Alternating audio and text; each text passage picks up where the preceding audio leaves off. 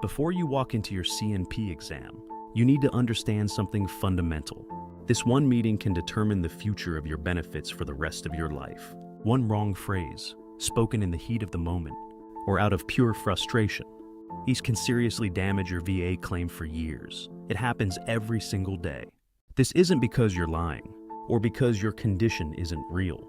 It's because the system is designed to document precisely what you say and how you say it. In this video, I'm breaking down the 7 dangerous phrases you should absolutely never say during your exam. We'll look at the assumptions examiners make and the exact words you need to use instead. Number 1, I really need the money. It sounds innocent enough when you're struggling. You say it because bills are piling up and your family is counting on you to survive. But here is what the examiner hears. This veteran is focused on the paycheck. They stop looking at your medical impairment and start questioning your true motivation. Remember, CNP exams are not financial evaluations. They are strictly clinical assessments. The VA compensates disability, not desperation. Keep your conversation on your body and mind. Say this instead: my condition affects my daily life, in serious, debilitating ways. Lead with the clinical facts, the chronic pain, the night terrors, and the physical restrictions. Number 2, I don't even know why I'm here. We've all felt that frustration. Maybe it's your 3rd exam for the same issue, but saying this is a strategic disaster. The examiner often documents this as, veteran appeared uncooperative and dismissive. That single note can damage your credibility through every appeal for years to come. A better response is, I'm here to ensure my condition is accurately evaluated for the record. This shows you are cooperative, serious about your health, and respect the process. Number 3, my buddy told me what to say. This is an instant red flag. It makes your testimony sound coached or scripted. Examiners are trained to spot it.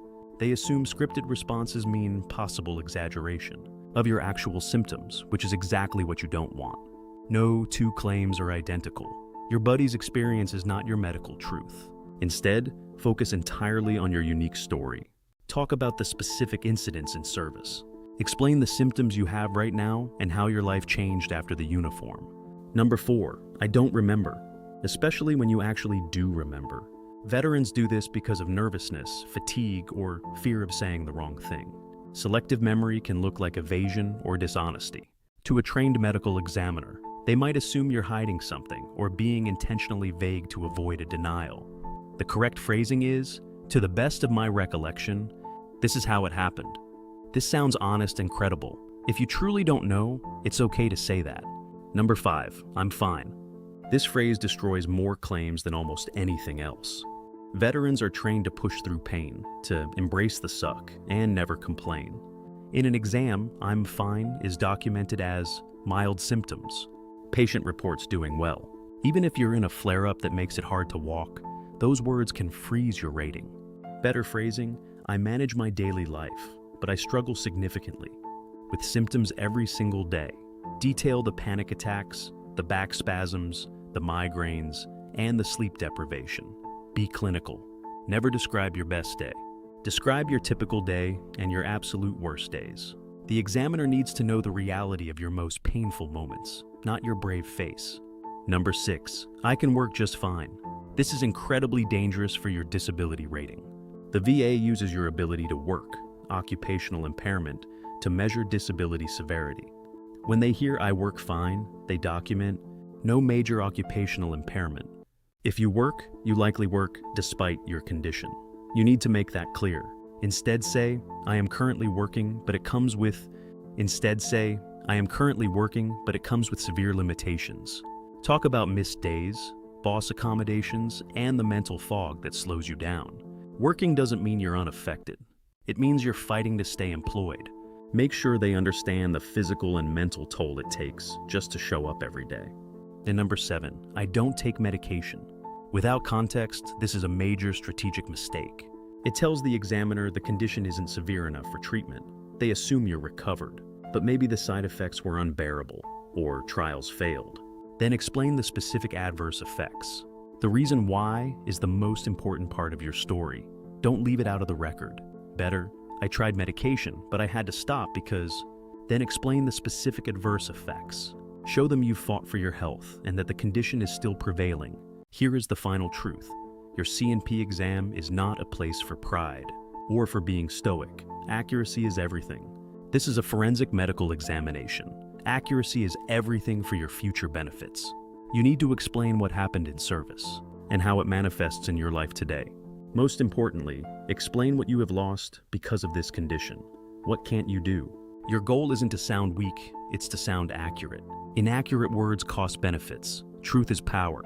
You served your country. Now make sure your story is told the right way, with 100% honesty. Let's recap the critical points. Focus on functional impact. Tell your unique story. Be accurate with your memory. Describe your absolute worst days. Write these points down. Bring your notes. The examiner needs to see the real you. Detail your work limitations clearly. And always explain the reasons. Number 7. I don't take medication. Without context, this tells the examiner the condition isn't severe enough for treatment. They might assume you've recovered or that the symptoms are negligible, but the reason you don't take it is often the most important part of the story. Don't leave it up to their imagination. Final tactical advice. Write a statement in support of claim and bring it with you. Hand it to them. Good luck with your exam and keep fighting for what you're owed. Once again, thank you for your service and for your sacrifice. We are honored to support your journey. Stay strong. If this video helped you, please subscribe and share it with another veteran preparing for their exam. Like this video and comment below. Which of these mistakes do you think is the most common? Your insights help other veterans in the community. Thank you for your service and for watching. I'll see you in the next one to continue our mission of support. Check the description below for links to additional resources and support for your VA claim journey. We've compiled a list of organizations and tools that can help you navigate the process more effectively. You don't have to do this alone. Reach out and get the help you deserve. Check the description below for links to additional resources and support for your VA claim journey. We've compiled a list of organizations and tools that can help you navigate the process more effectively. You don't have to do this alone. Reach out and get the help you deserve. Please remember that this video is for educational purposes only and does not constitute legal or medical advice. Every veteran situation is unique, and you should consult with a qualified professional or a VSO for specific guidance on your individual claim. Your service matters, and so does your health. Once again, thank you for your service and for your sacrifice. We are honored to support your journey. Stay strong.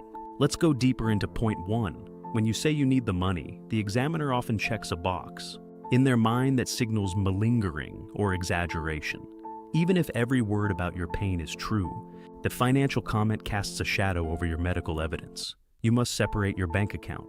Focus only on how you can't walk upstairs without pain, or how you can't sit for more than 20 minutes. These are the functional impacts the VA uses to calculate your percentage. Desperation isn't a code. Desperation doesn't have a code in the 38 CFR, but range of motion does. Stick to the medical code. Give them the data they need to rate you fairly. Point 2 about frustration is critical because examiners are humans too. If you walk in with an attitude of, "This is a waste of time," they are less likely to go the extra mile to document your nuances. They might just do the bare minimum, which often leads to an underrated claim. Kill them with cooperation. Bring your own records. Show them you are organized and serious. When you say, "I'm here to ensure accuracy," you are setting the tone that this is a professional business meeting, not an interrogation. This shows you are cooperative, serious about your health, and respect the process. Regarding point 3, the buddy mistake is often about trying to be helpful. You want the examiner to know that others have seen your struggle, but the CNP exam is about clinical findings, not witnesses. If you quote your buddy, you're giving the examiner a reason to doubt your own direct experience. State your medical truth as yours alone. Be selfish with your testimony. Use I statements. "I feel this." Your goal isn't to sound weak, it's to sound accurate. Inaccurate communication can cost you the benefits you earned through your sacrifice. You served your country. Now make sure your story is told the right way. This is your chance to get the documentation right. This is exactly what the VA needs to see to justify your rating. Buddy statements belong in the file. Point 4. On memory is a trap for those who are afraid of being wrong. It's better to be accurate than silent. If you can't remember the exact date, give the season or the year. Around the winter of 2004 is better. It is 1,000 times better than "I don't remember" when you actually do. It shows effort. When you say "I don't remember" too often, the examiner starts to think you are avoiding questions. This triggers a credibility check in their mind. Be as descriptive as you possibly can. Use landmarks of time. It was right after we got back, to anchor your memory and prove your honesty. Point 5, "I'm fine," is the silent killer of claims. We were taught to never show weakness. In the military, weakness gets people hurt. But in a CNP exam, showing strength gets your claim denied. You have to unlearn that stoic behavior for just 1 hour. You have to be vulnerable enough to describe your pain. In the military, weakness gets people hurt. But in a CNP exam, showing strength gets your claim denied. If you can't tie your shoes without it hurting, say it. If you have to take a nap every day at 2 p.m. because of your meds or your condition, say it. These are not signs of weakness. They are pieces of evidence. The VA is a bureaucracy that runs on data. Give them the data of your struggle. If you can't tie your shoes without it hurting, say it. If you have to take a nap every day at 2 p.m. because of your meds or your condition, say it. If you can't tie your shoes without it hurting, say it.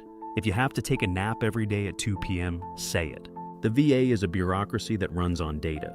Give them the data of your struggle. Be precise. Point 6, the work myth, is where many veterans lose their 100% or TDIU ratings. Job doesn't mean healthy. Do you have a special chair? Do you have to take extra breaks? Does your supervisor give you lighter duties? These are accommodations, and they are proof of impairment. Make sure they are part of the record. Explain the cost of your workday. If you come home and have to lay in a dark room for 3 hours, just to recover from your shift, that is occupational impairment. It's real evidence. Working at 50% capacity while being paid for 100% is not working just fine. Make that clear. Number 7, I don't take medication. Without context, this tells the examiner, the condition isn't severe enough for treatment. They might assume you've recovered or that the symptoms are negligible. But the reason you don't take it is often the most important part of the story. Don't leave it up to their imagination. A failed treatment is one of the strongest indicators of a severe, chronic condition. It proves depth. The reason why is the most important part of your story. Don't leave it out of the record. This shows you are still suffering and that the available treatments have failed you. It's key. A failed treatment is one of the strongest indicators of a severe, chronic condition. It proves depth. It proves that your disability is persistent and difficult to manage, which directly supports a rating.